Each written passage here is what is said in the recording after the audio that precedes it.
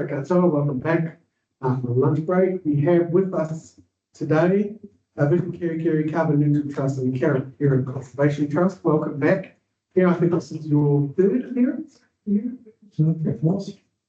Fourth, I think. Yes, fourth. I think you've appeared in front of one of the other, the other committee chair. Well, yes, four times. Well, Yes. welcome back. Thank you very much. We'll hand it over to you to run through your presentation. Thank you very much for this additional opportunity to talk to you. We are here, Dr. Melanie Miller and Emma, and I'm holding the as you said, we have talked to you several times already, and although this is not our favorite pastime, meaning the district plan, we think that we need to. So, as you already are aware, that Vision Kerikeri Carbon Neutral Trust and Kapiro Conservation Trust are not-for-profit community groups. Numerous retired professionals with expertise across many fields consistently contributed to the betterment of our growing town and district for over 2 decades already.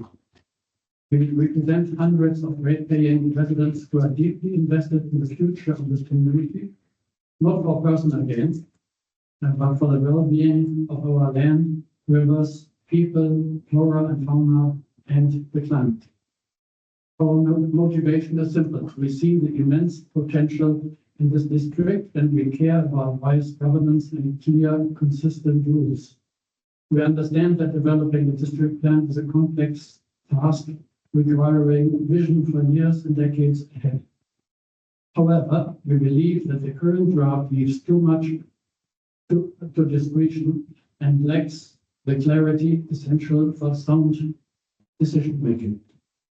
We respectfully urge you to embrace the technology and knowledge available today, including Mataranga Maobi, and to craft a plan that is precise and well anchored in local insights.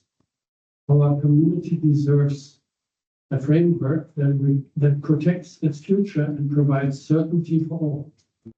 We are not here to criticize, but to support the creation of a stronger, more resilient plan, one that reflects the aspirations of the people it serves. Dr. Miller will now present our group's submission about artificial crop protection structures and crop support structures. Thank you very much. You're right.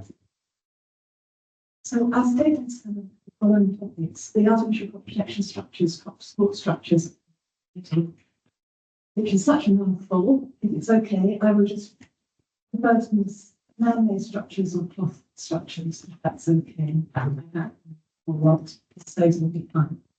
And then comments and things we see relating to horticulture, so protection of land from fragmentation, issues to do with residential sprawl, related matters. So the box on page 1 summarises some of the key submission points we made, our groups made, and others, relating to the man-made structures. And obviously we strongly support 3 metre setback from boundaries, 6 metre height limit, already stated in the ODIC committee.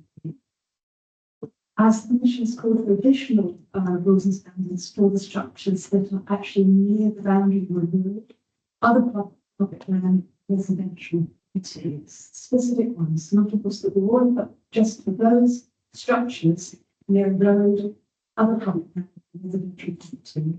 So we've asked there for a slightly lower height restriction, 5 metres, and then screening, visual landscaping screening of trees or tall hedging and vegetation to maintain visual immunity, and also colourful fabric to be black, a very dark colour, definitely not green and white, and we consider that breaches should be non-conforming because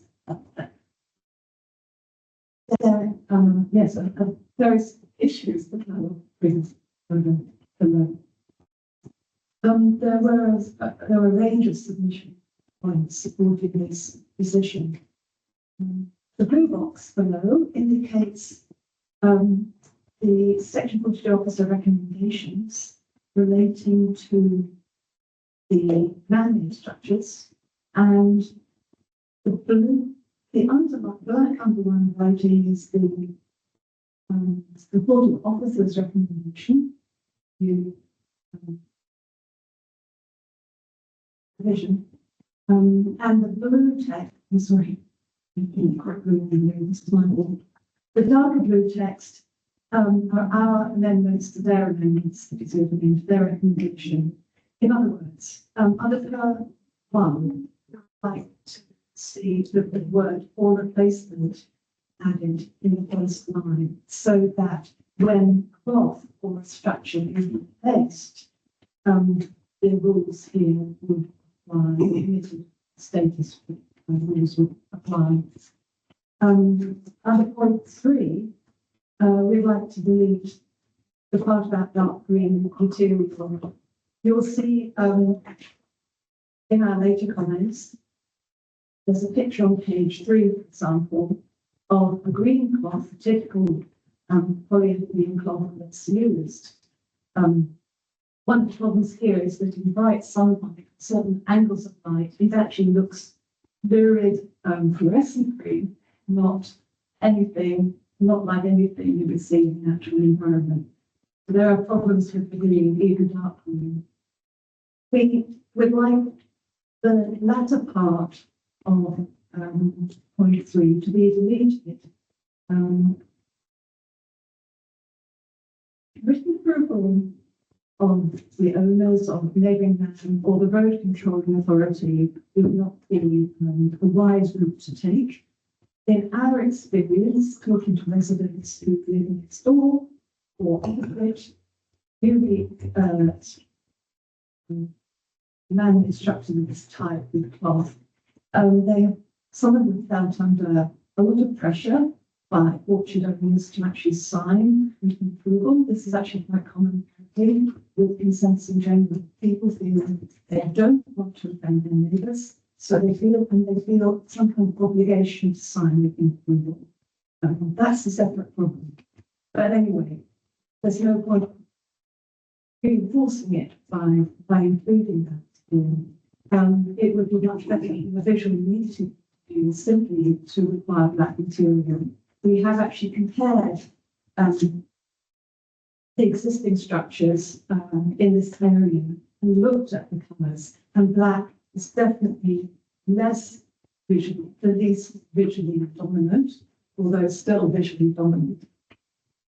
We also seek the incorporation of our submission points as a new per 2, so that where the structure is located within 30 metres of the road, other public land or residential property, the height would not exceed 5 metres, and again, suitable screening would be required between the external face of that structure and the site boundary, so that visual amenity can be maintained. So we'll talk about some of these things in the following pages. So we're not opposed to, we recognise that these man-made protection structures, as well as shelter trees, perform necessary functions and contribute to economic well-being. We take it as read. So we're not seeking to ban these structures under the PDP. We are seeking, however, appropriate mitigation measures, particularly in cases where the structures are highly visible from those 3 locations I mentioned: roads, other public resident entry points. You'll be well aware of the RMA provisions related to the maintenance and advancement of community values. The RMA definition of environment actually includes community values, also aesthetic conditions, which affect people, communities, natural species, all sorts, etc.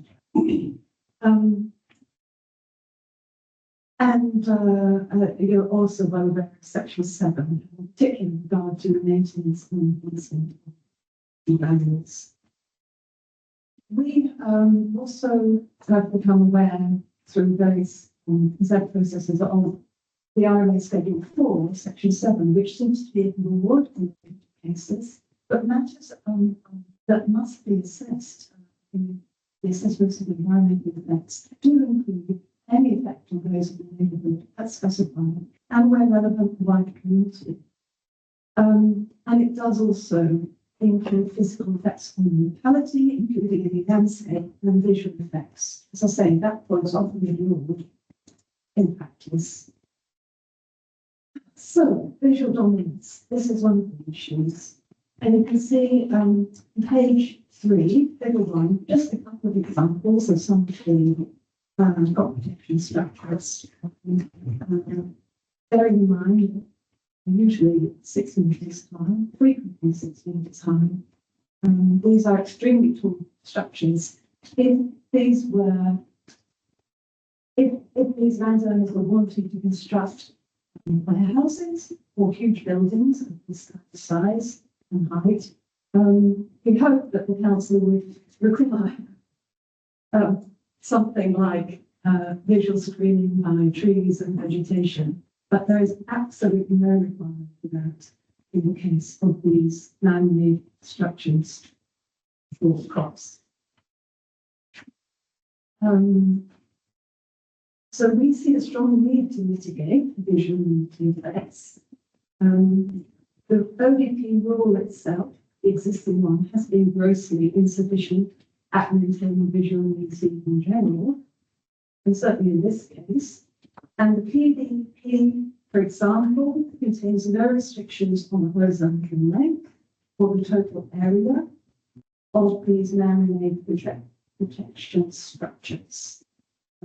And we're not calling for that, but that is another option for controlling some of the visual immunity. Instead of controlling that, we are certainly asking for edging landscape screening structure. As mentioned too, the colour of the cloth definitely makes a difference.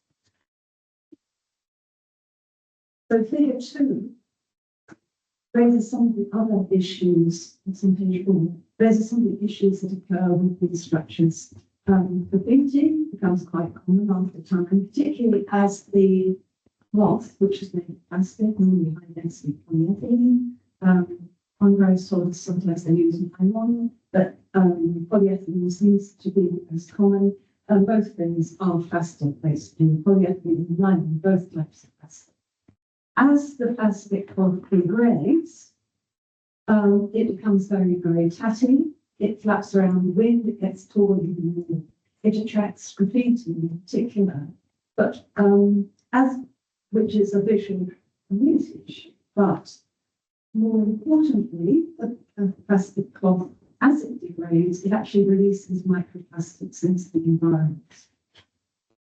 And the PDP, as written and as amended by the Section 42 report, gives no consideration to these and the other cumulative effects when multiple artificial structures proliferate in the community, either in terms of in terms of visual immunity in particular. The picture on page 5 gives an example of the structure that was erected relatively recently, and after putting it up, because it was set back from the boundary, the orchard owner then actually planted some screening trees. Here they are at a relatively young stage. They have grown a little bit since this. And with the aim of actually eventually hiding the structure, we thought this was a very nice gesture. He was required to do it under the OBP, but it shows that it can be done, has been done by those who wish to do it. We think it should be mandatory. We noted that Horticulture NZ, in their submission, they speak only in 1 metre setback from boundary, but we propose this for a number of reasons. We think, well, because in quantitative terms, one metre will be 66% more permissive than the existing 3 metre setback rule, even the operative district plan. And the 3 metre setback will actually have slightly less visual impact than the 1 metre setback. And the difference between 1 metre and 3 metre setback is actually quantifiable. The reasons we'll go into below. And as mentioned, a 3 metre setback will allow space, a screen with trees and vegetation, whereas 1 metre would not. It would be too cramped for plants. So this issue about quantifying the difference between the 3 metre setback and other options. Basically, the size of the object does appear to decrease as it gets further away from the person's eye, because the angle between the top and bottom of an object decreases. If you look at the picture of the top of page 6, you'll see this is a classic example, the line of sight, the angle of sight, the angle of vision. If you have 2 trees or 2 crop protection structures, seen from a person standing, say, in the road looking at them, both the structures are the same height, but the one that's further away appears to be smaller. And that's just because light travels in straight lines. And you can work this out using simple geometry. So in figure 3 on page 7, this funny diagram here. Just as a case study example, we looked at the effect of a 3 metre setback. So this is a bit of an old example. So it only compares the effect of a 3 metre setback with having the structure on the boundary. To make a direct comparison with horticulture New Zealand, we could actually send the same calculation, but for 3 metres versus 1 metre setback. Anyway, this shows the principle. So if there's a person standing about 8 metres from the orchard boundary, like if they're sitting in a car or driving past some car in traffic lane or crossing the road or on a bicycle going past, if they look at the 6 metre high crop structure on the boundary shown in red, the one here shown in red, it appears to be the height shown by the red lines, top and bottom. If the same structure, also 6 metres high, exactly the same structure is put back from the boundary, set back by 3 metres, the eye sees the height along these green lines. So when it's set back 3 metres, it actually looks about 27% shorter than the one on the boundary. This is, as the person gets nearer, the difference gets greater. As the person gets a bit further away, it diminishes. So this is just one example.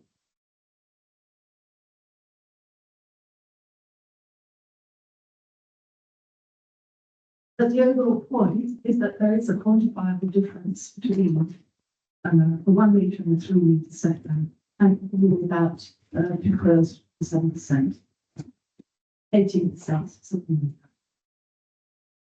So in other words, when viewed from this position in the road, structure 3 metre setback would probably look about 18% shorter than the same structure set back by 1 metre.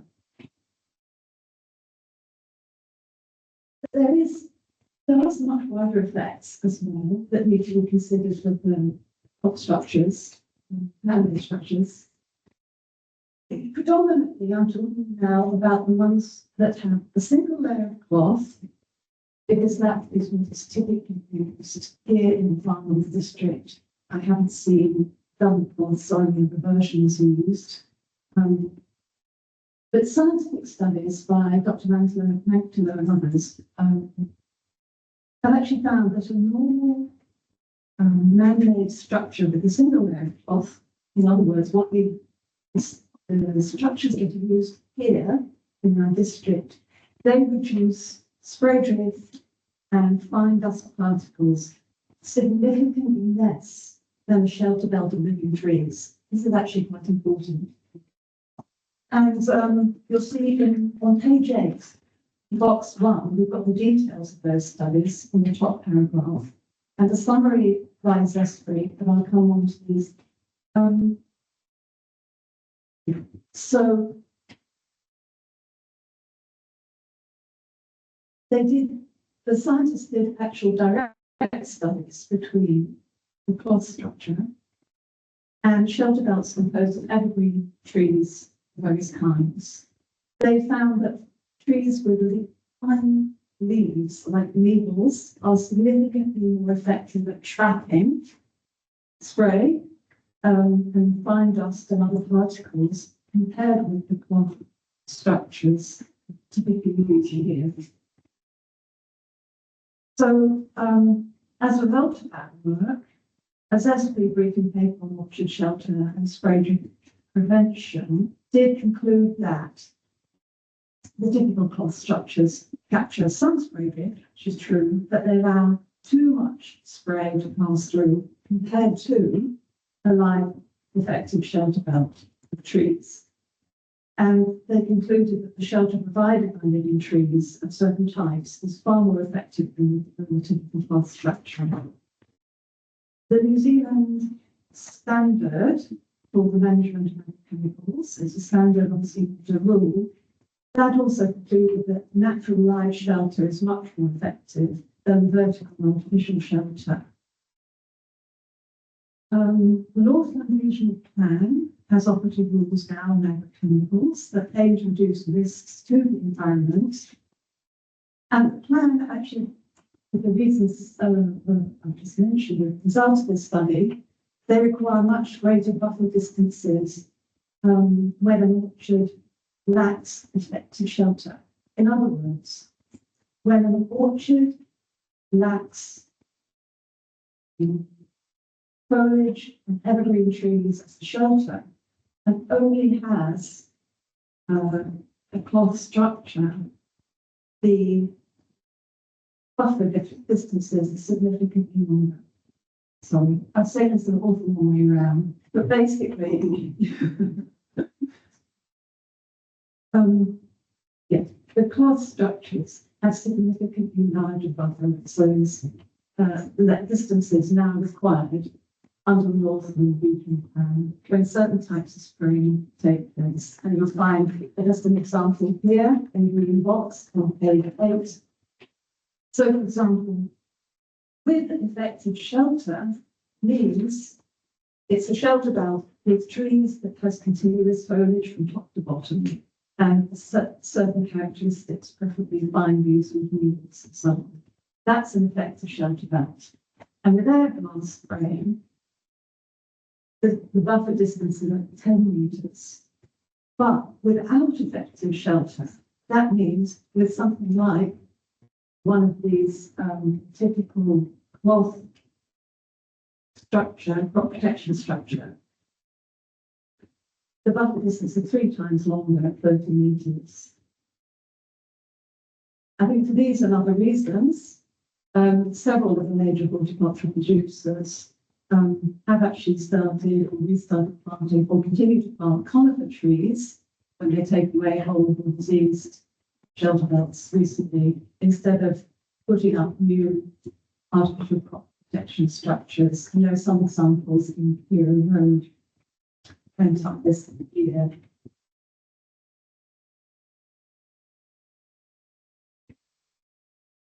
As mentioned,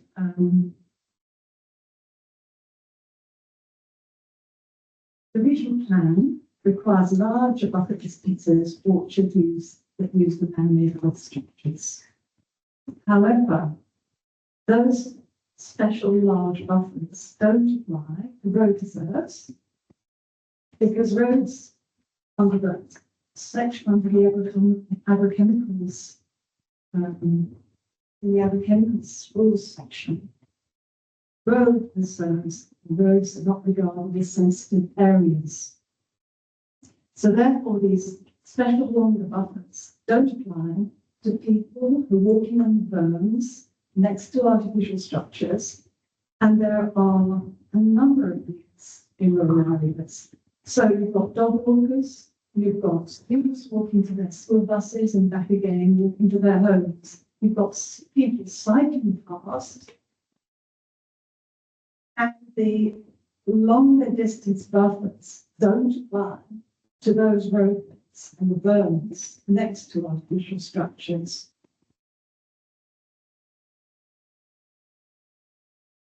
So we believe this is another very useful function or reason for having a screening of suitable trees and hedges planted between the structure and the boundary. It will help to trap particles like sprays, fine dust, and microplastics that tend to move out of the orchard, and it will reduce the risk of pollution travelling within the orchard boundary.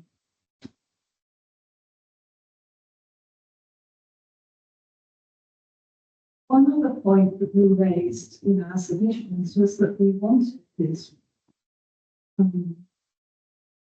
rules applying to the man-made structures, crop structures, to be non-compliant if breached, rather than just restricted discretionary whatever.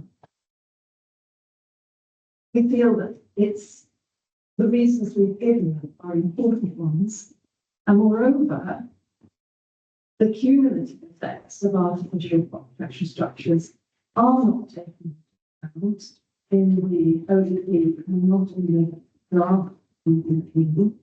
And the only way we see that the proliferation can eventually be halted for unscreened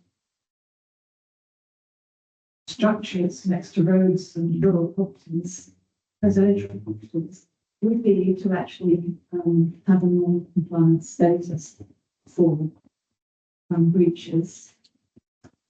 We worried when FNDC planning officer a while ago in relation to one of these a new crop structure that was located in a normal position on the boundary and not set back.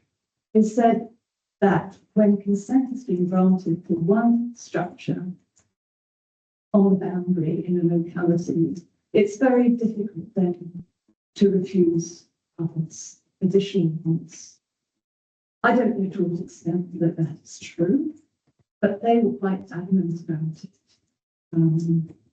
and considered that structural boundary was something that they could not refuse. So for a number of reasons, we do feel that stronger language, stronger provisions are needed in the district plan.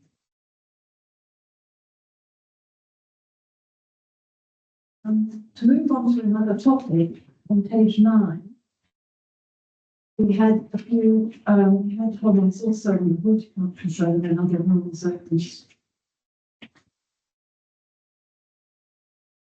We noted that a number of submissions were opposed to the horticultural zone and wished to see it deleted. But we take a different position to agree. Our submissions on the horticultural zone stated that we support and want PDP provisions to prevent further land fragmentation, sprawling development, loss of productive agricultural and horticultural land, and we supported the creation of horticulture zones to protect the productive land and irrigation assets in the district. The draft DP did note that the council has a responsibility under the RMA and regional policy statement to protect highly versatile soils, prevent land fragmentation and sterilisation, and not just due to subdivision, but also due to reverse sensitivity. So we do consider that further residential development of productive land should be avoided. And existing irrigation infrastructure is an extremely valuable asset that needs to be protected. Our submissions also made various additional comments about the need to avoid urban residential sprawl in rural zones, which has been a massive problem under the ODP. which is acknowledged in Section 32 reports. We consider that future urban and residential development needs to be much more compact. That the sprawling residential growth and sporadic patterns of development do bring many negative effects. They generate longer journey distances just to get basic services, whether it's supermarkets and shops or medical services, schools. That generates climate emissions, fragments rural land, it reduces the area of production. The negative effects include fragmentation of rural land and undermining the character and immunity values of rural areas and coastal areas. This was stated in our submissions. Urban development in rural areas has also been a very undesirable development that needs to be strictly controlled now under the PDP. A lot of that has happened along the main access roads, whether it be Kerry Road, Whitehall Road, State Highway 10, and no doubt other parts of the district too. So our submissions actually sought strong policies and rules that will avoid urban and residential sprawl in rural areas. Overall, as a summary, we do seek for the horticulture zone chapter to be retained as notified, with the amendments recommended by the Section 242 reporting officer, except for the clause on crop protection structures discussed above. And we do feel it could still be strengthened further. We emphasise our support for Section 42 amendments that support LEC 4 land and concepts like the life supporting capacity of soils, as mentioned in the RMA, and avoidance of further land fragmentation. These are useful terms to insert into the PVP horticulture zone chapter.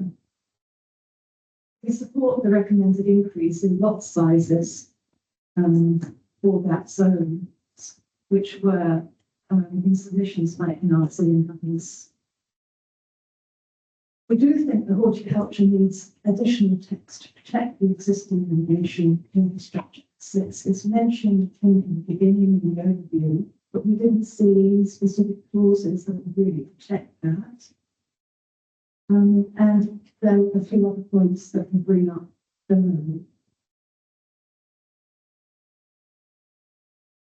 Some of the submissions said that, some other submissions said that the horticulture zone is somehow not allowed under the national planning standards.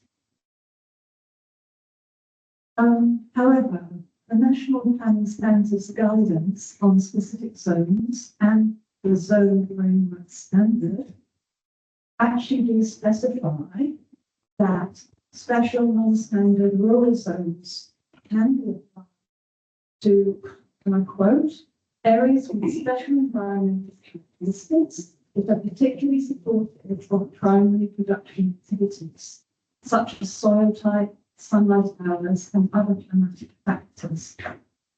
And the NPS guidance actually gives a couple of examples of this. They cite Hastings District Council, which has a rural plains zone. That's what it's called, the rural plains zone, specifically to support viticulture production, because this activity is particularly well suited to the type of soils in that zone. And the National Planning Standards Guidance also cites the Botany District Plan, which apparently has a rural foothills zone for areas likewise with special characteristics. They're saying this is allowed. If these are allowed, then horticulture is also allowed, because we have justification for horticulture zone in the PV as proposed in as not being nominated PVP.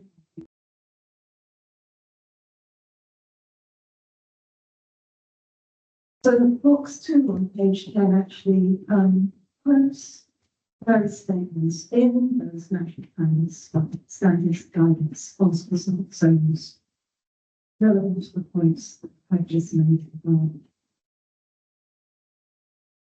And you'll recall, of course, that one of the key purposes stated in the RMA is to sustain the potential of natural and physical resources to meet the reasonable needs of future generations, as well as safeguard the life-supporting capacity of soil. Disappointingly, the life-supporting capacity of soil is barely mentioned in the PDC. It actually is not the purpose of the RMA. A key point also relates to the role of LUC for land and soils other than LUC 1, 2, and 3. It's because the amount of LUC 1, 2, and 3 land in this district is extremely limited. So LUC 1 and 2, as you probably know, comprises less than 2% of all land in this district. And a report by FNDC to NPI a couple of years ago noted that much of that has already been lost to development. The combined total of LUC 1, 2, and 3 comprises only about 8.8% of all land in this district. So, if the PDP relies entirely and solely on the future, on protecting only LUC 1, 2, and 3, and ignores LUC 4, and actually some other productive areas of soil, then the PDP would end up protecting only about 8.8% of land in the district. If you focus only on LUC 2 and 3. So that would be crazy, frankly. With a growing worldwide population, with climate change, meaning that low-lying land is going to become increasingly unproductive, Pacific nations may well largely vulnerable, but around the edges at least. Countries like Bangladesh, parts of India, parts of China, the sea level rise in the long term. We need to think about how food is going to be produced in the future. So yes, it might be possible to do more and more in the lab, but I suspect we're still going to need to produce stuff in the ground for quite a long time to come. And if we protect only 8.8% of the land in this district from subdivision for inappropriate land use,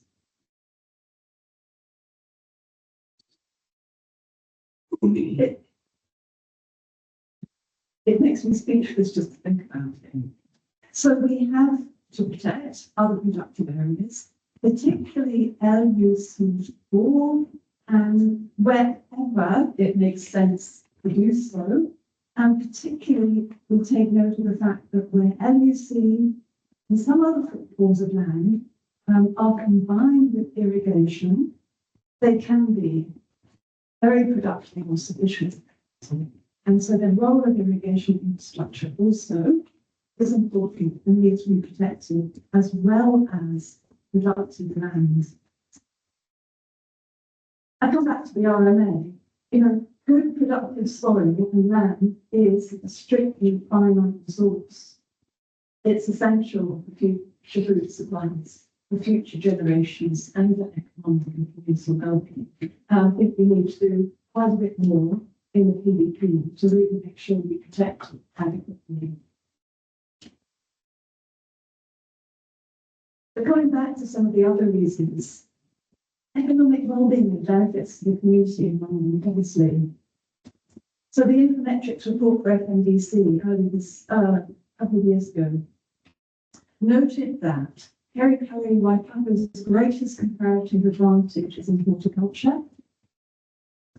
And this area of horticulture has additional comparative advantage in the horticulture support services all the shops that supply horticulture equipment, the pack houses, the administrators, accountants, all rely on the very the productive horticulture centred to the north and to the south of Kerry and Waipapa, where the PDP horticulture zones were closed. So Infometrics notes that maintaining and growing the horticulture industry is important to maintaining the prosperity of Kerry Waipapa area. And actually, that's also important for that has knock-on effects to other parts of the district. So figure 4, page 11, just shows the main area of horticulture in the farm areas. You can see it's actually concentrated around Kerry in the proposed horticulture zone. It's an appropriate place to have the proposed horticulture zone. And these main horticultural areas marked in figure 4 actually mainly coincide with the irrigation areas that are shown in figure 5 of the page in the farmland. And this again underscores the importance of the existing irrigation infrastructure and the need to protect it. So figure 5 shows MFA's map of the irrigated areas in the farm with blue dots. Again, you can see this concentration in the south in the horticulture proposed, particularly around and in the post horticulture zone areas. Figure 6 shows the Kerry irrigation scheme area to the north and south of Kerry, that's the yellow area to the north, the yellow area to the south of Kerry. Again, somewhat aligned with the horticulture zone area, although I would stress that figure 6 shows only the Kerry irrigation scheme, the scheme of that name. There may be additional smaller irrigation sources, such as bores and other things that also contribute within the horticulture zone proposed area.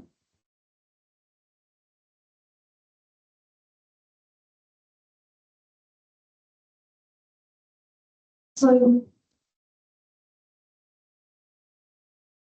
certainly the Kerry irrigation infrastructure is an absolutely major asset, highly valuable. There are large networks of underground pipelines going for kilometres in this area. To actually, the cost of replacing that or building a similar scheme today would be absolutely prohibitive. It's a highly valuable asset. I can't stress that enough. These are buried underground networks, pipelines that go on for miles and miles and carry irrigation water to the horticultural properties and others. So the government actually contributed 23 million towards its construction around 1980.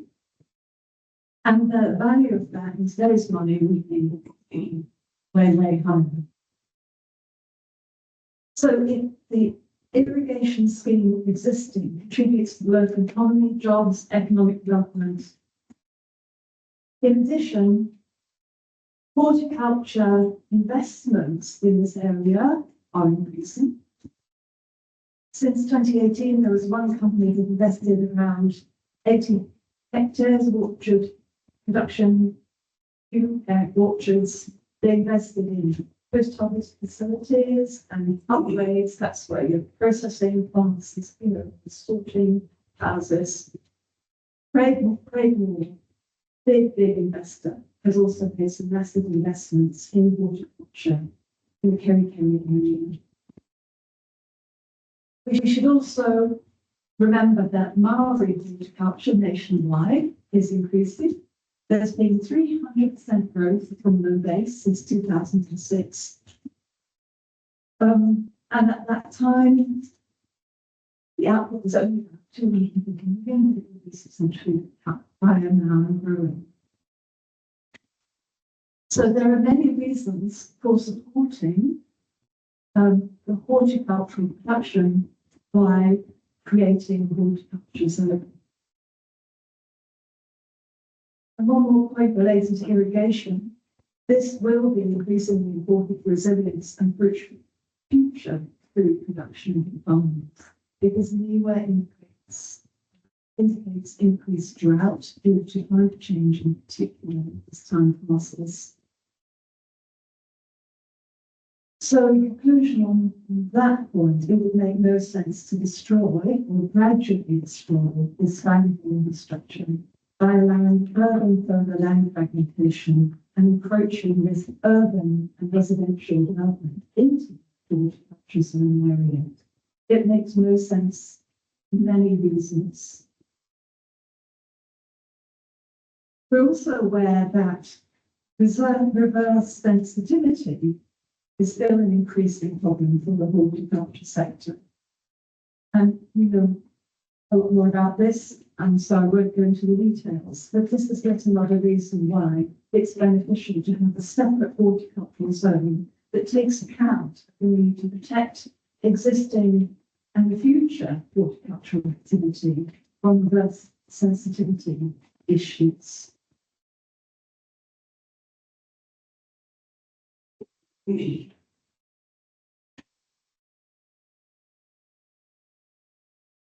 make some more general points on the importance of avoiding further land fragmentation, not just in the horticulture zone, but also in the rural production zone. Our submissions noted a number of points which I've already mentioned about problems to do with land fragmentation and sprawling residential growth. A number of academic studies have actually analysed the issues created by land fragmentation, particularly of productive land. And there is a special problem with the creation of lifestyle blocks, but also land fragmentation was identified as one of the greatest single issues facing the future viability of productive areas. And we give several references to academic papers on those topics.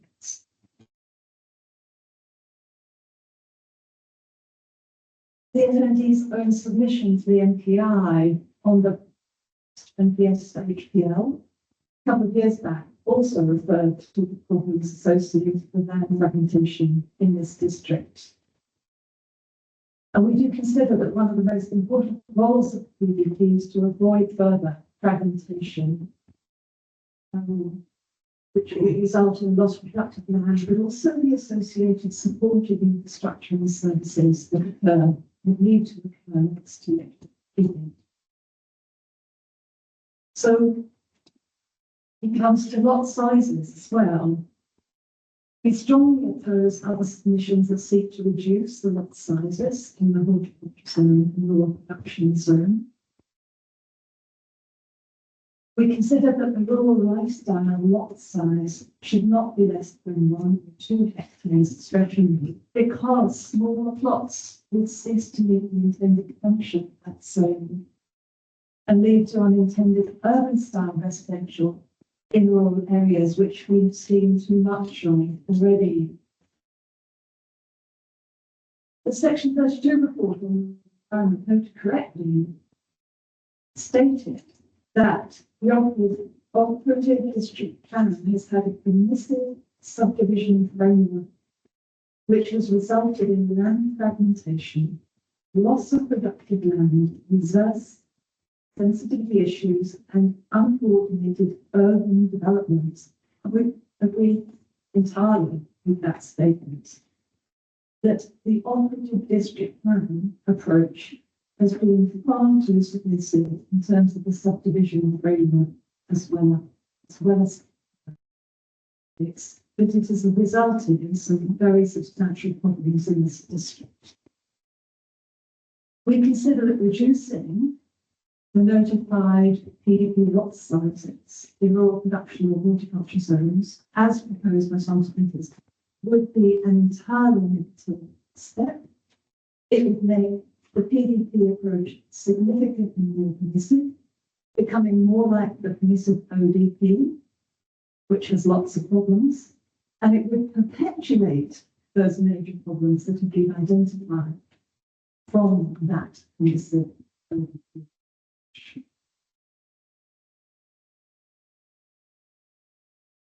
We'd also point out that the Section 32 report of the rural environment did specify various ways in which the notified PDP, rural production zone and horticulture zone need to differ from the LDP. And I won't read them out, but on page 15, I give some quotes relating to the plan implementation and some of the issues. But one of the key points I've highlighted, which is that it's necessary to avoid fragmentation of lands into parcel sizes that are no longer able to support farming activities. This is really what needs to be achieved. So I'd like to thank you for your coming, and we'll be happy to respond to any questions. Okay, thank you very much, and thank you again for a very well prepared, well researched brief evidence. It certainly is becoming your style. We certainly appreciate you quoting numerous studies and then giving us the references so that we can have a look at those, or at least know that you've backed up your statements with some sources. So thank you very much for that. You must put in a tremendous amount of effort to produce a statement like this. So really is to see people who have no other motive than see Kerry thrive and the district thrive. So really appreciate the effort, as always. I'll see if our other commissioners have some specific questions. Are you starting with the It's a characteristic of the submitters that we're hearing a lot of them don't have commercial interest. The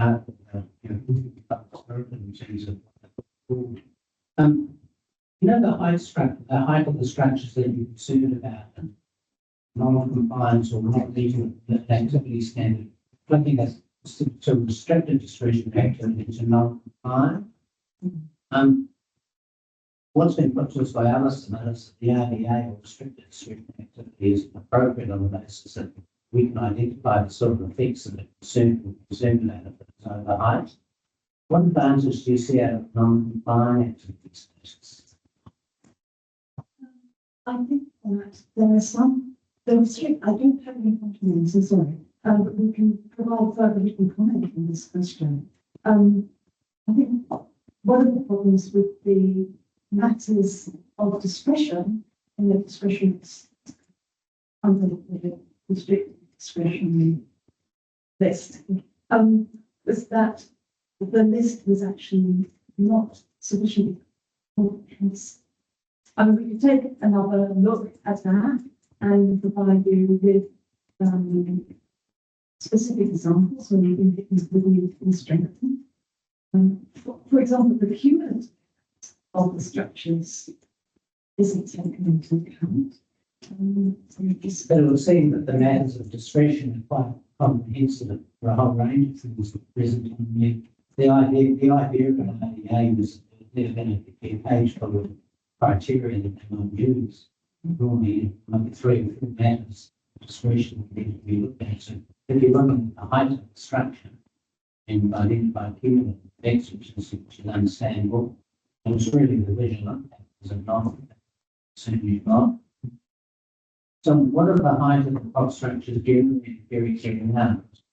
Generally 6 meters. Yeah. Yes.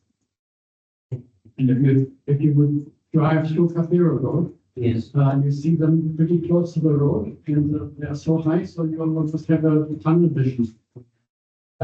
So you're concerned more about the appearance from the street rather than between properties, because other submitters put it to us that a 3 metre setback all the way around the property is a significant reduction in that to provide, production property.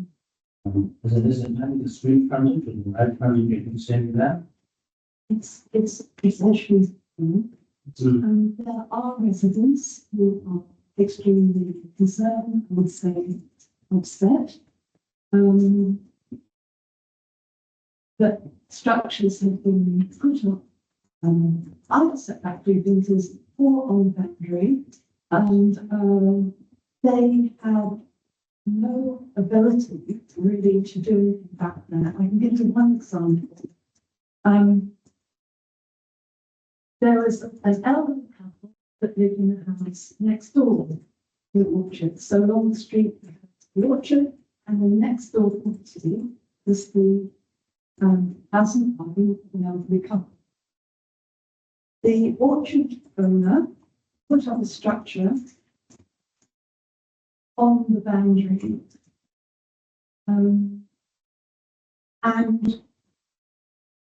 the couple next door had absolutely no say in that, because the wording of the ODP at that time didn't enable them to have any say. And I'm not convinced that you would get a totally, apart from setting it back 3 meters, actually, so position here isn't empty. Point is, whether that structure had been hit, let me start again. If that structure has been a normal meter structure, it would have been set back 3 meters, and the house next door would have had absolutely no say in the matter, because it would meet the PDP requirements. But in fact, the erection of this huge structure right next to somebody's property reduced the value of their house by about 100,000 or more. And as an elderly couple, they had no means to recoup, to earn more because they'd finished earning. They relied on that property as their life savings. They were about to sell it in order to move to another a more appropriate place with a smaller garden. So they lost a substantial part of their life savings because this structure had been erected right next to their property. And I think my reading of the post provisions would just allow that structure to go up. If it's set 3 meters on the boundary, if it was dark or dark green or that material, if it's no more than 6 meters, it would be permitted. End of story. They would not have a single word to say about it, nothing. And it certainly affected their mental well-being. There was a huge amount of stress. It has affected their economic well-being. In the end, yes, they managed to sell their house, but it took them a lot longer than expected, and they got a lot less work than they had hoped for or would have had. They got a lot more less for it than they would have had if that structure had not been there. Sorry, that's a long-winded example. Just like a devil's advocate on that, I mean, you're looking at 8.87% of the territory available, and a lot of that's will be compromised by subdivision. I mean, one of the supporters put to us earlier on that they can provide a 3 metre setback and will provide that around existing dwellings. Otherwise, they want to go closer, maybe go a metre to the boundaries. Setback is existing dwellings, because otherwise you're not really making best use of the whole land, which this submitted will argue to us as irresponsible use the available land. They could make even better use of their horticultural land if they wanted to shut it out of trees on the boundary, which is a usable activity. So actually, you get very good use of the land if you plant a shelter bed of trees. That's a very effective alternative to having the construction. So yeah. Just imagine that shelter belt, like Melanie said before, would be building like the warehouse. So there would be obviously rules against that. And the vision is just the same.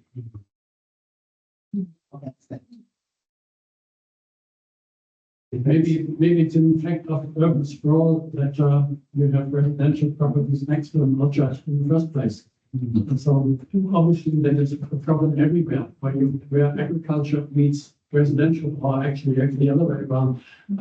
The residential areas are growing towards agricultural, and then the residents are complaining about snow and high fences and other things that are going on in the place.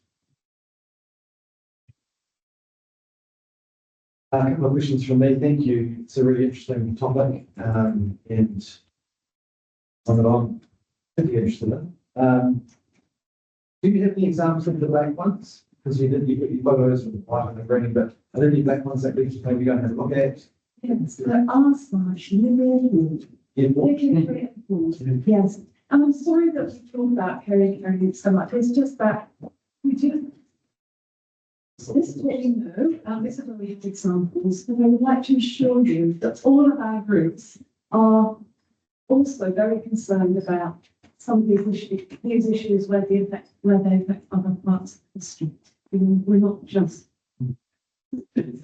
Unfortunately, we have approached 3 of the large budgeted companies and talked to the managers there. Unfortunately, they seem to have realized the negative effects, and they have, in some cases, started growing trees again instead of shelter belts. And even these shelter belts, they should rather than one row of very high trees, would be beneficial to have kind of a curve, smaller trees in the middle, on the sides, and the bigger trees in the middle. So some of them are quite reasonable and accommodative, but it's kind of difficult to talk to everybody, and not everybody is willing to listen. Yeah, I guess there's costs associated with putting up these structures. There's trees that you maintain, but you got to maintain the structures as well anyway. Yeah. And the products that you use, I guess there's a limited supply of those types of products. Yeah.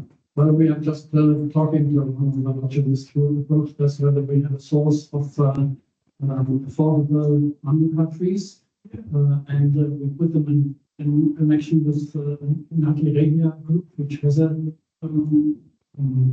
shade house where they are producing those trees at low cost. So wherever we can, we do.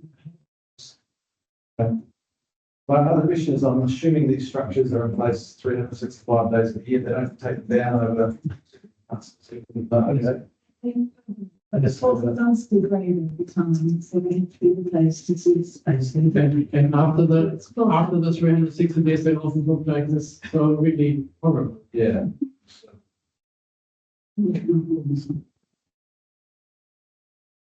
I mean, I think we'll also explore these issues with trees. Talk to us and say, hey, it's their business as well. Yes.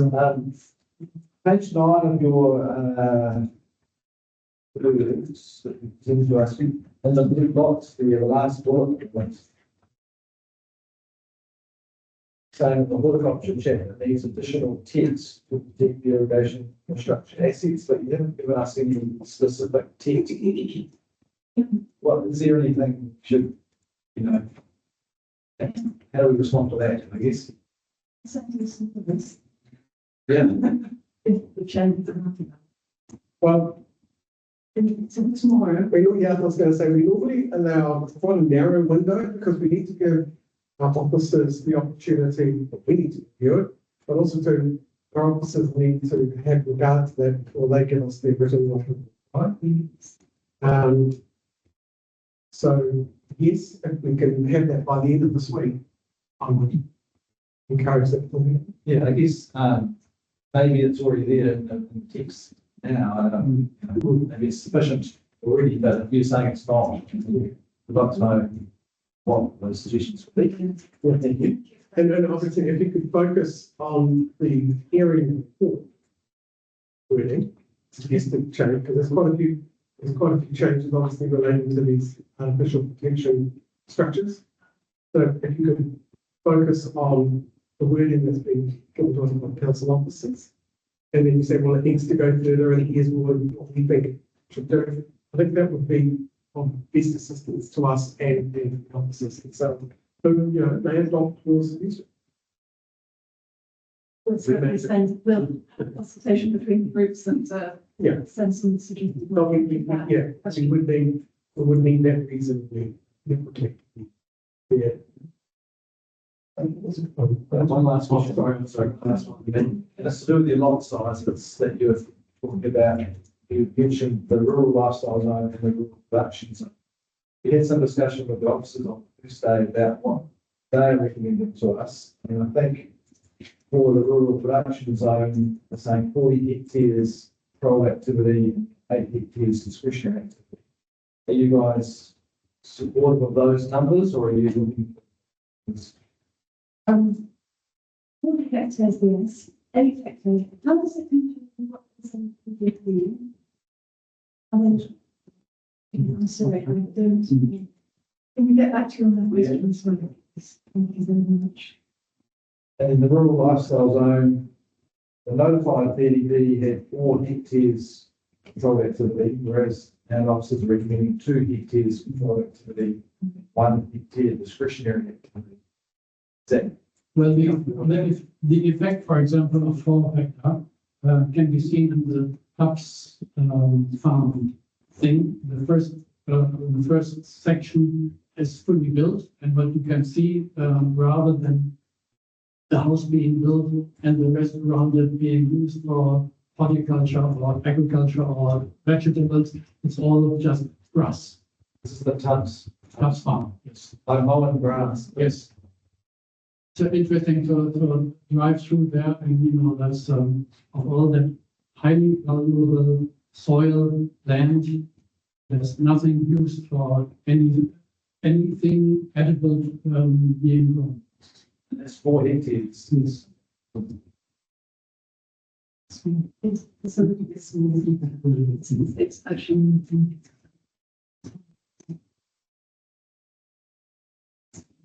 It's one, it's around 1 hectare, sounds, The Tubbs farm is 1. the existing one, yeah. I think the issue is a different, because on the one hand, 1 hectare does become, as Rob said, too small for anything really much to be or used.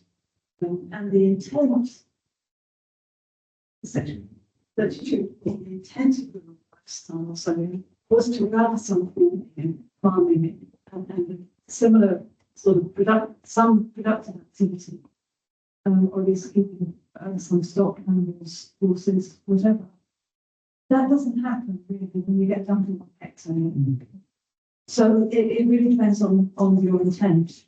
And But 2 hectares might be. 2 hectares could be, yes, more likely, I would say. Yes, yeah.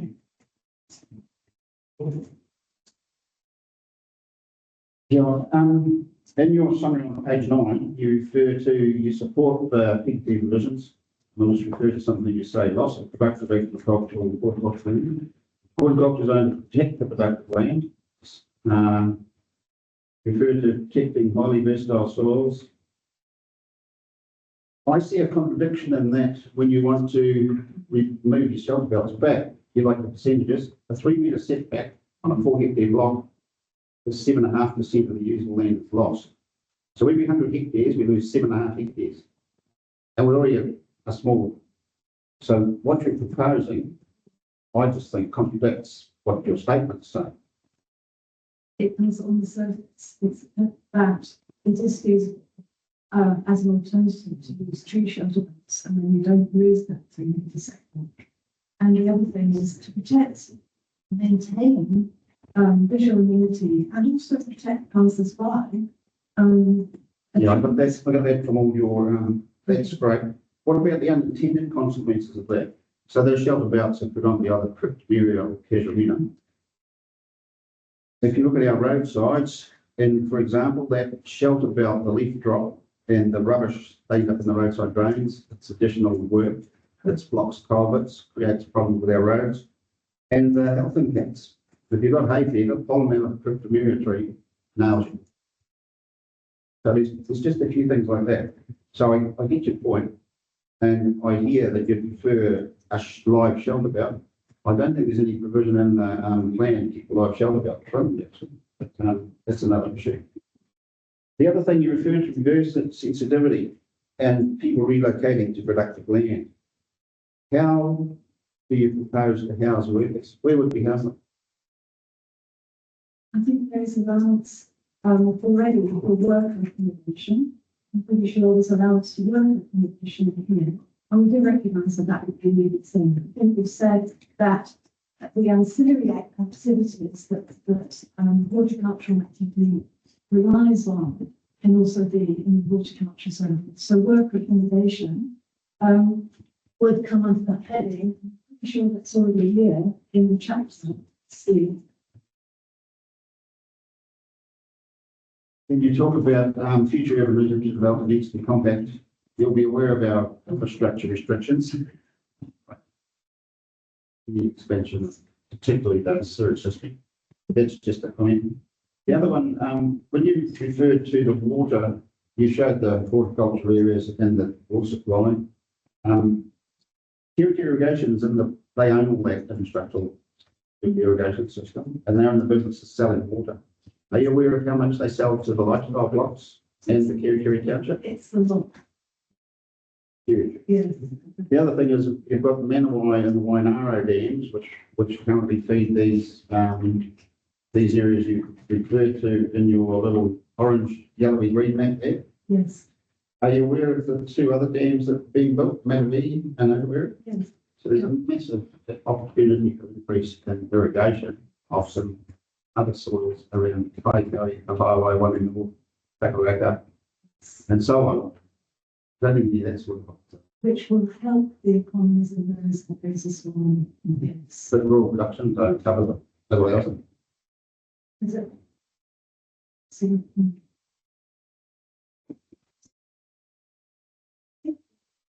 those other areas don't get a huge pressure for residential development on their productive land and current and future irrigated areas. Whereas like the areas to the north and south, really certainly have massive development pressures. I think that's the difference at the moment. But we were careful in our language to say horticulture zones. It's not just, I mean, I can envisage the next version, the next district plan, 10, 15 years time, would well seek to put horticulture zone protection around other areas, and maybe we should be thinking about that right now. Given the advancement of some of the irrigation and the rapid loss, let's say drastic loss of MC around the district. Another point you mentioned was the no more fragmentation, and then you referred to an elderly couple, all their life savings tied up in a property, and they need to sell it. Well, in our rural communities, our farmers, generational farmers, they have the same problem, and yet they're trying to stop that fragmentation. So how do they deal with that? Succession planning, equity, release of equity, so they can move. Or do we just tell them, well, you're going to die on the property? They could sell their property, of course, and move somewhere else into a smaller plot onto a retirement. That doesn't deal with the family inheritance succession. If you've got family, farming family, but they're held for generations. So how do we look after the old people? I think that is beyond the scope of the horticulture or the comments on that provision. I agree with you, it's a massive problem. I agree with you. It's a massive problem, but it's not something on which we. Well, perhaps I was just outlining the challenges that we face. Yes, of course. But there are ancillary additional residential buildings that may be permitted for specific reasons in some areas. I think, particularly with things like people like retiring farmers in mind. But you know, if we're people struggling,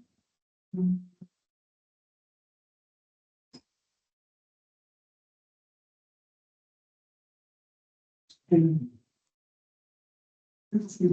I think we've had quite a good range of questions. I don't have any further questions for you. I think it's been covered. And some really good questioning from the commissioners. Make two more points. Oh, okay. We personally have moved to the Far East 22 years ago and were attracted, especially by the shelter belts, which at that time were made of trees and bamboo.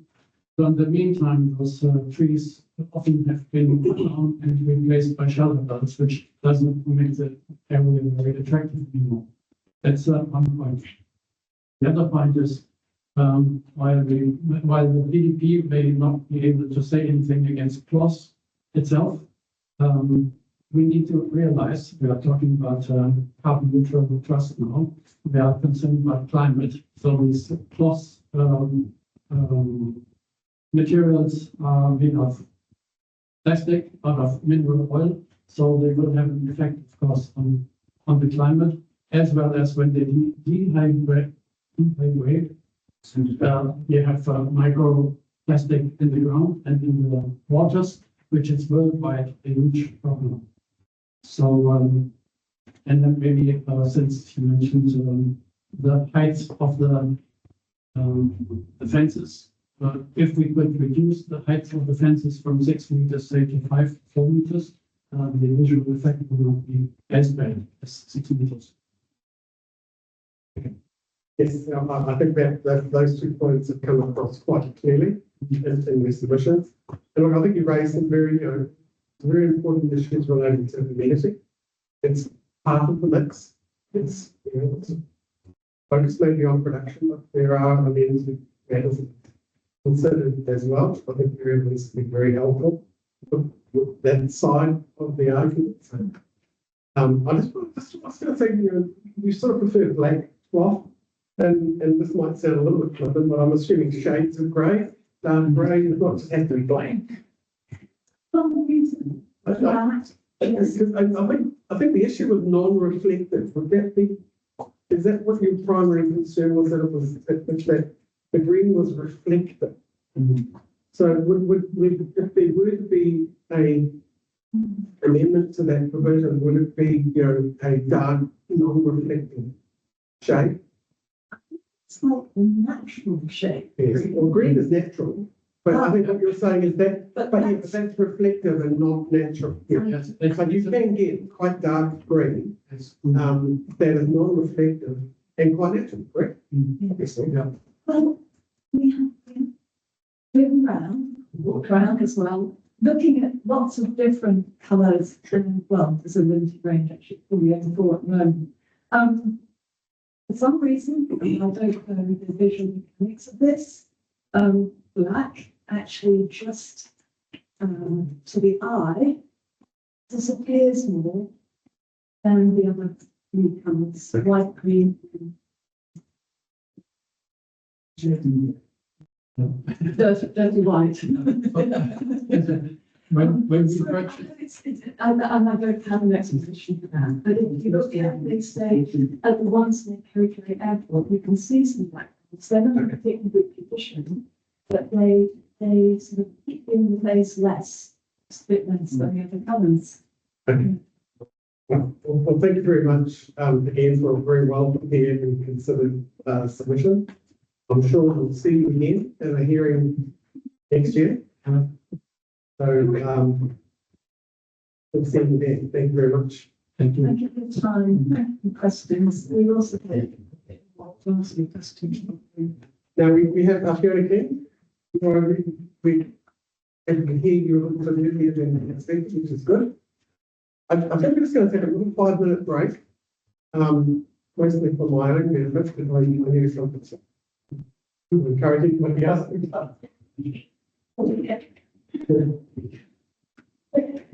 I'll just mute the room while we're breaking.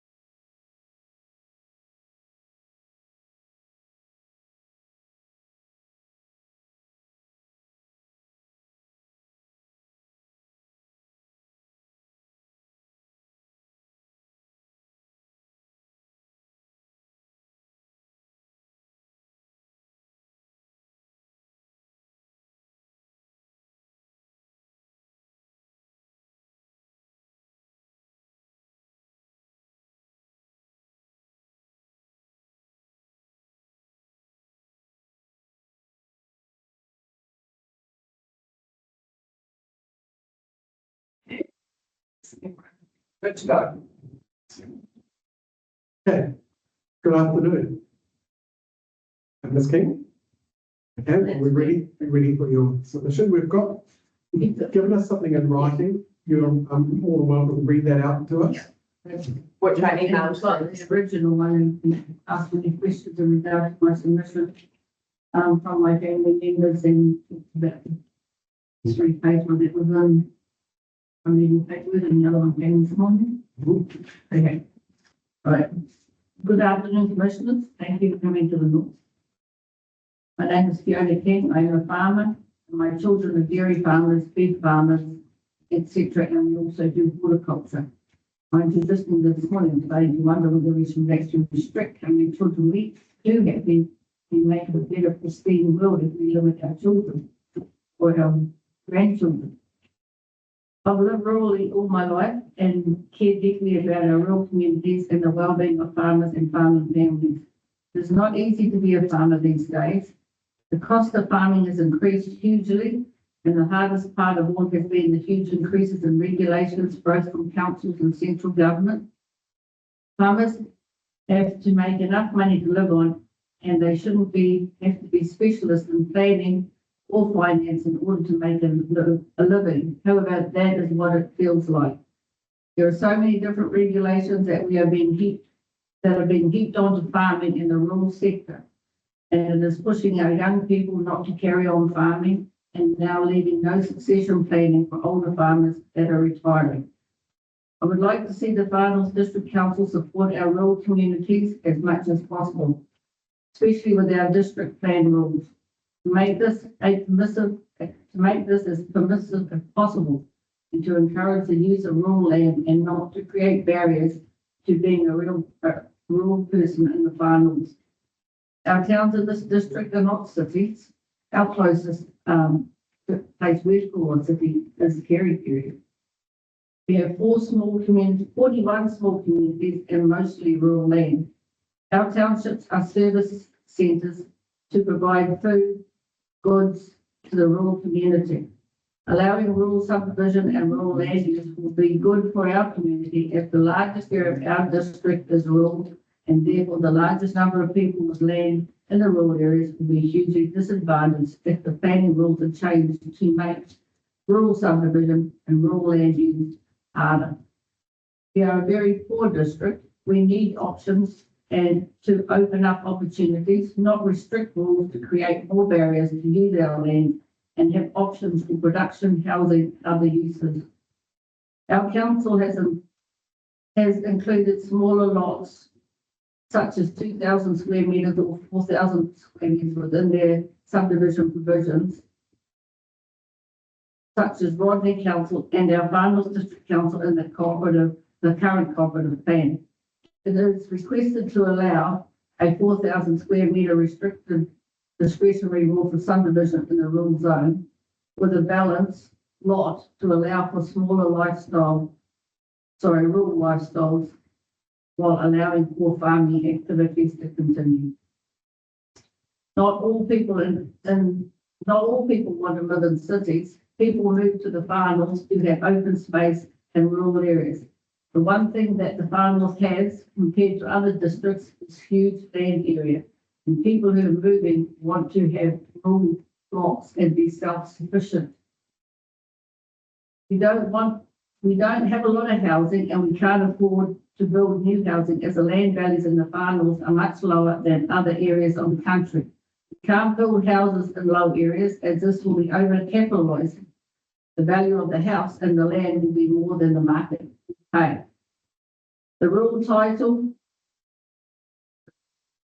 in the rural areas, the rural title in the rural areas only between 100,000 and 200,000. That's the rural value, sorry. A house now costs about 4,000 square metres. Trust me, I'm in that process, and it's very expensive. And it is uneconomic to build in the upper Farnells, and we don't want FNDC to make it even harder by making planning rules to discourage housing outside of the urban areas in our district.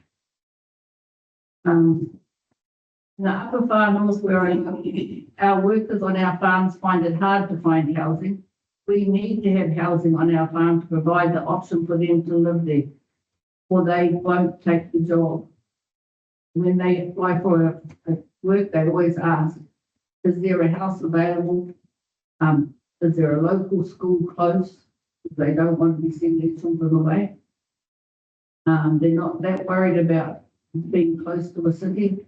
It's just having the services there and how far away are the beaches. There is no need to have a restrictive planning rule for us here, as the economic market drives demand.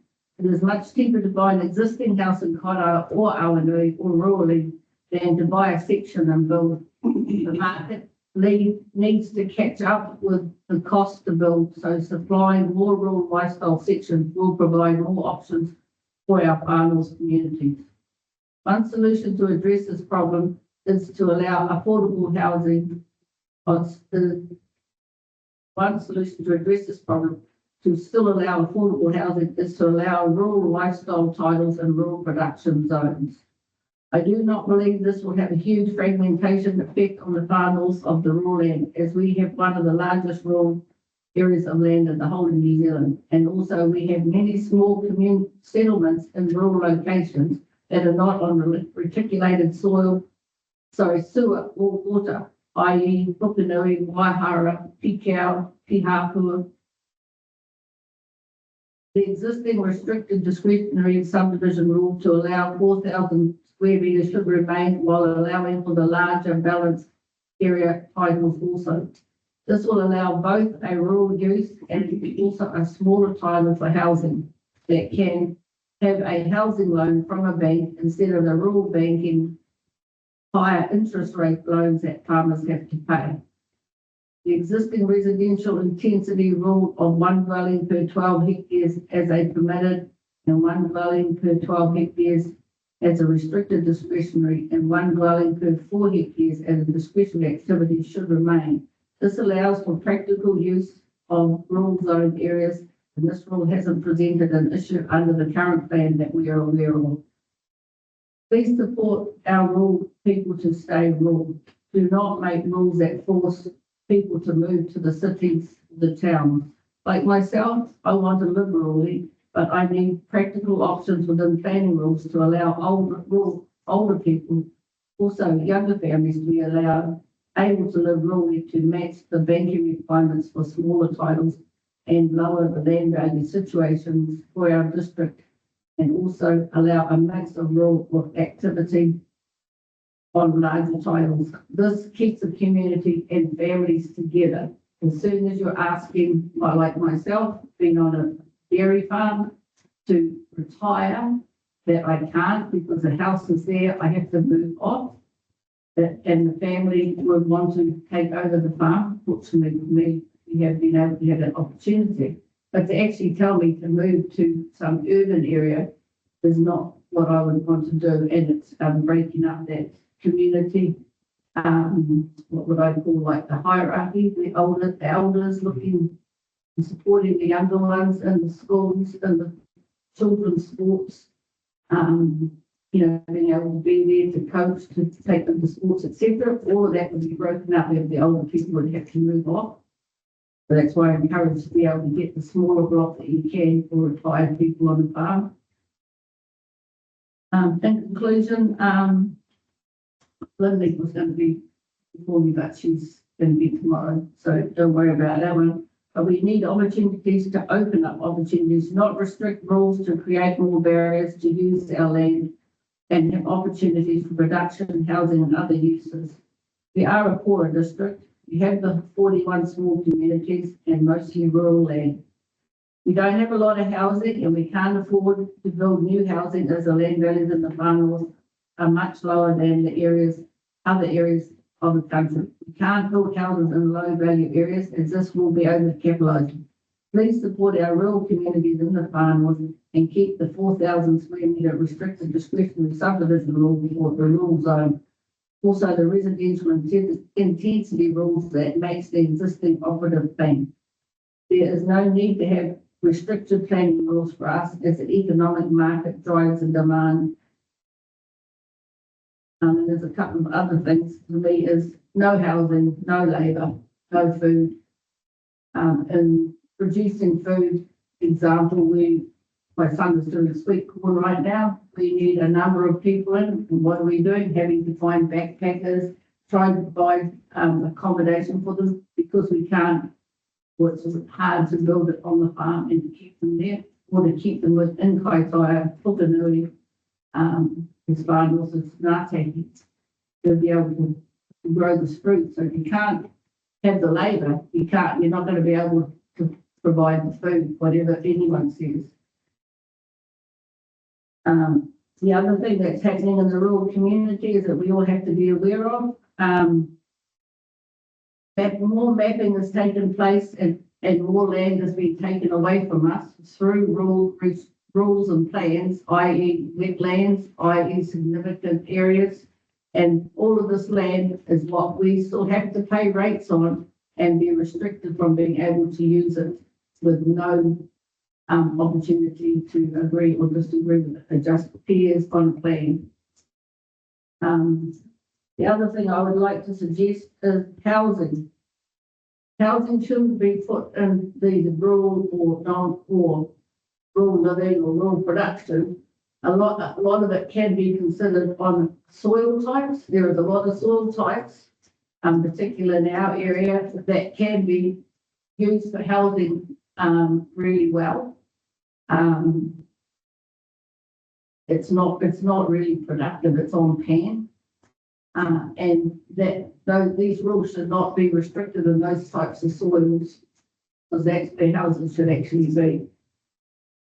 And the houses up on the hills are better than houses down on the flats where the productive soils are. That's, I think, my other one was just my bullet point. I'm not sure if there's any questions in the bullet points that was, I sort of like go on really talking about zoning because our zoning is well out because we have a dairy farm. We have all this subdivision being approved under rural production, like we have a school, we have buses, we have houses, we have garages, we have businesses, but it's just, and they're all serviced by sewage and water, but it is a rural production zone and that zoning really needs to be reviewed.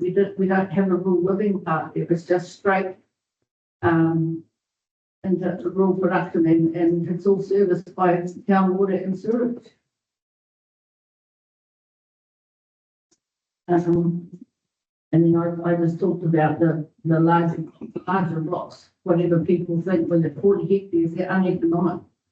They're uneconomic now.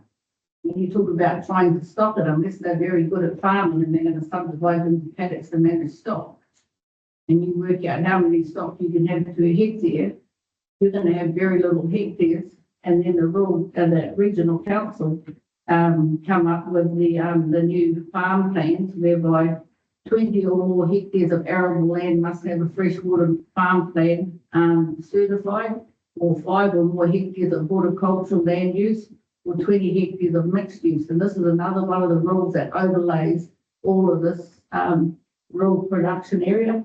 But on top of that, being a dairy farm, you have to have a nutrient budget, you have to have a farm plan, you have to be able to identify every paddock that fertilizer goes on, everything. So that all comes in under these 20 hectare blocks. Those people have to be part of that.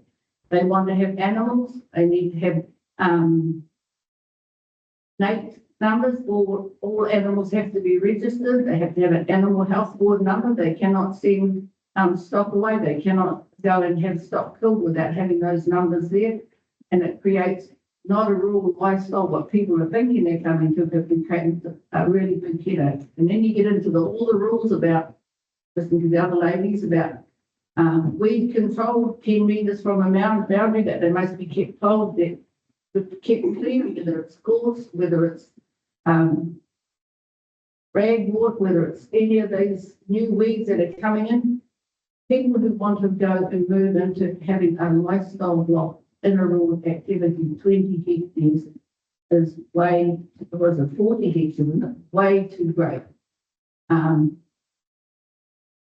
which is 100 acres. And all the dairy farms that are in the north that have been closing down within the last 2 or 3 years is because they're owner operators and it's unproductive.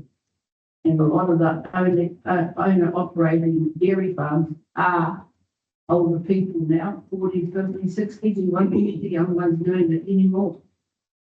So that's a big worry in the north where you would go with these size blocks. If that's all I had to, you know. Yeah, thank you for your submission, Ms. King. With this is the thing that's coming up quite often throughout even the second proceeding on this year. It's good to hear from your perspective, but also from the perspective of some people in the north of the district. So thank you. I'll see if our commissioners have any questions for the commissioner. Probably make a cheap comment first of all. I say there's a younger lady that sits on this panel at times that talks about the north of the north. As an Aucklander, I'm ashamed, but far north is the far north, but I believe that there's a northern part of the far north very strongly. Just in terms of the submission you make about small lots on existing farms, large holdings and the like, and you talk about the Bromley example, the old Bromley district example. Do you see that there need to be any special provisions or any special conditions if you allow 2,000 square lots or 4,000 square lots? There need to be some sort of provision, action, lifestyle, whatever. I'm more or less saying that, the rule is that you can have, I think it's 4,000 square meters and a balanced lot. That's all you're looking for. We're not looking to say, here's a dairy farm, we're going to cut it up into 10, 15, 20, blocks. You might be able to do that over time if you wish. But there is times when you've got your grandparents there that want to retire and that's their home, but it's attached to the farm, and farmhouses always have different prices compared to a individual lot. So then they end up with not having any money to actually go anywhere because they lived in that house, but you can't cut it off for them. Or the family's got to buy it back.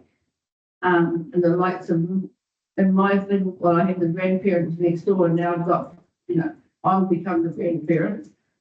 It's the same thing. So it's sort of like over time to be able to do that. They talk about you're allowed to do something with so much of it with an old title, and there's another rule with a newer title, and it all gets very, very confusing to the average Joe Blogs out there to understand, especially for the old people who think, we want to sort of like we're going to have to move to a home now, but their home is stuck on a farm. So if you take one or two lots off, two smaller lots of 2,000 squares, does that balance lot have to be of a certain size? That would, I guess we're talking about one title, because some dairy farms will have a lot of titles. So I would be open to that. I mean, it would still have to be tied to that activity there. Well, would you have to have a balance, like say, even it's not over 40 hectares or 50 hectares? I don't know if you can say enough, it would depend on the title size. Yeah. Thanks. Thank you. It's quite similar to other submissions that we've heard, the message that the chair said that it's a similar message. The question I asked one of the other submitters was, is it in providing the housing, can you provide them on the lot without subdividing? Is that what you would be seeking, or are you wanting the subdivision component of it for a financial, future, for your retirement?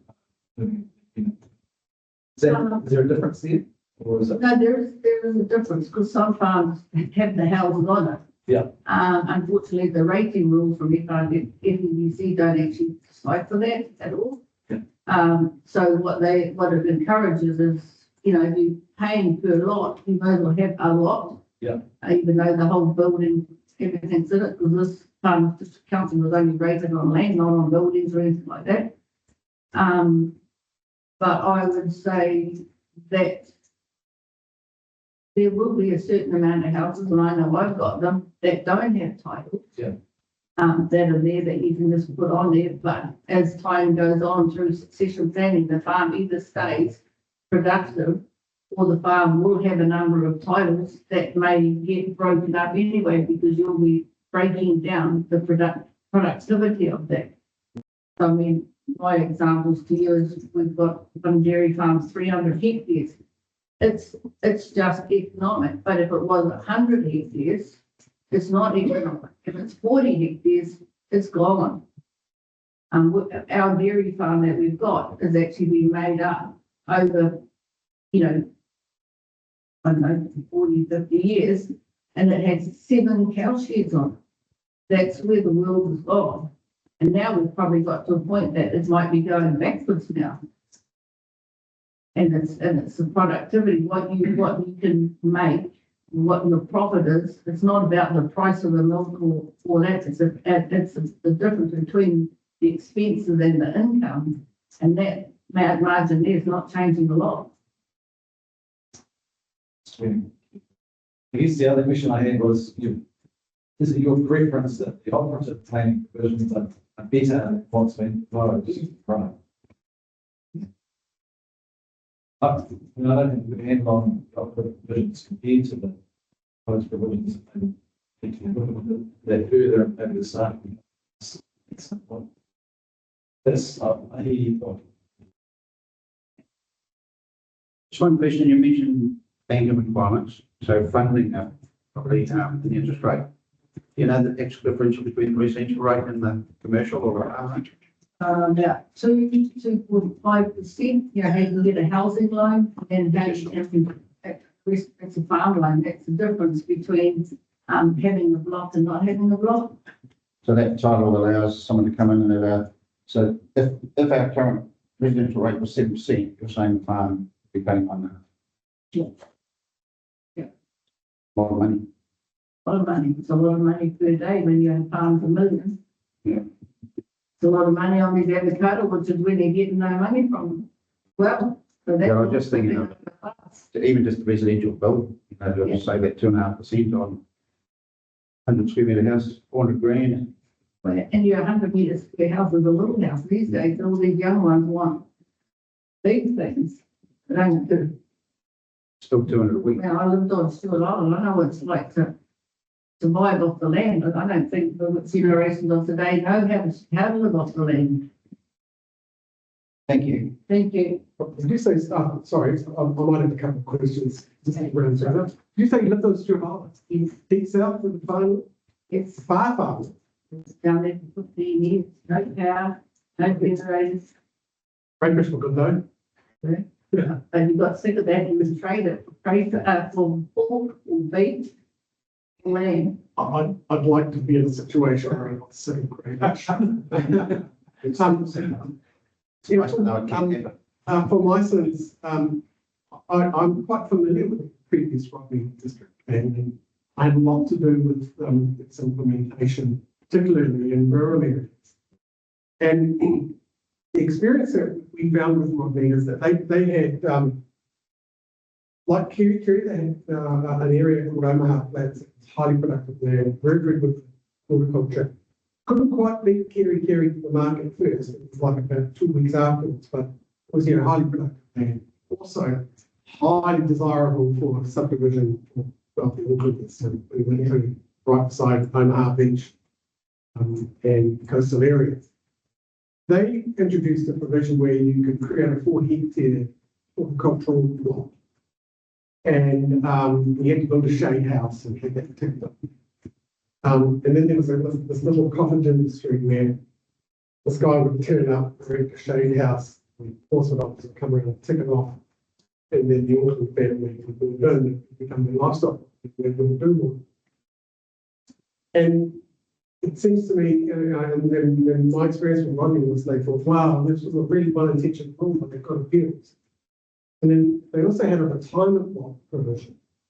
Again, the very same argument and very, very genuinely reason for it to be included in that district plan, which was the farmer wanted to stay on the land for as long as possible, but he wanted his sons, to build money. But then then they shipped that off to the title village, not so long after the title was created, and then it got sold to somebody else.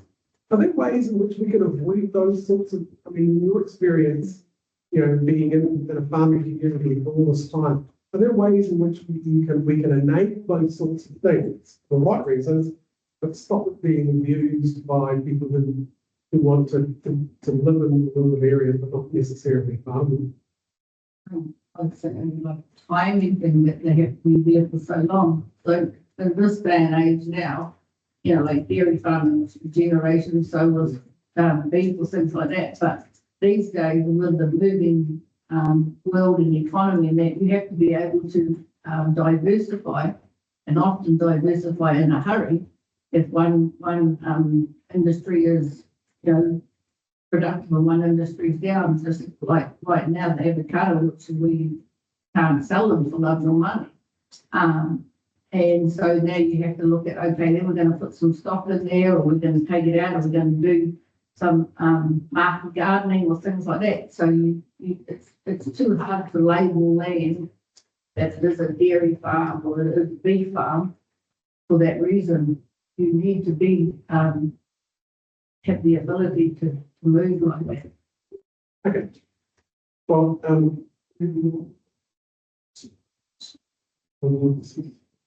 well, thank you very much. You've got for a support group with you. You want anything to add? Oh, yeah. We're schoolmates, so it's not that. okay, right. And thank you very much for your submission and travelling down here to present it to us. It's really important that we I hear. don't like this technology. It's not in person. We prefer to see people in person as well. So thank you for making the effort. Okay, thank you very much. Thank you. And I think that's our last submitted for today. Is that correct? Correct. Conclude with the karakia. We will conclude the karakia and I think some afternoon tea. for us. Cool. Taruki whakataha, kaere te wānanga, kia wātia, ai rā, kua wātia, hui taikie. Set aside the mahi, suspend the wānanga to free us to continue on with the day. Stopping the recording now.